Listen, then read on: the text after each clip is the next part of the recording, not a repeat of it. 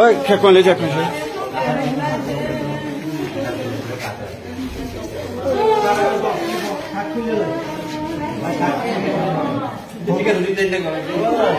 Shirt খুলে ফেলো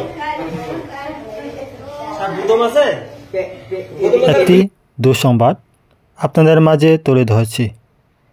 আজ সকাল ৯ ঘটিকার সময় বান্দরবান লামা উপজেলা ৬ নং রূপসীপাড়া ইউনিয়নে নয়াপাড়া এলাকা এক ভার্মা যুবককে কুপিয়ে হত্যার চেষ্টা এক বাঙালি গাছ ব্যবসায়ী।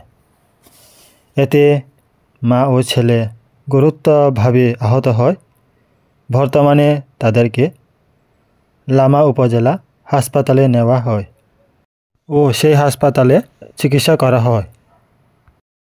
তীব্র নিন্দা জানাচ্ছি ও এই হত্যাকারীদের আইনে আওতা আনা হোক। আইনে আওতা নিয়ে তাদেরকে কঠিন শাস্তি দেওয়া হোক। ধন্যবাদ সবাইকে।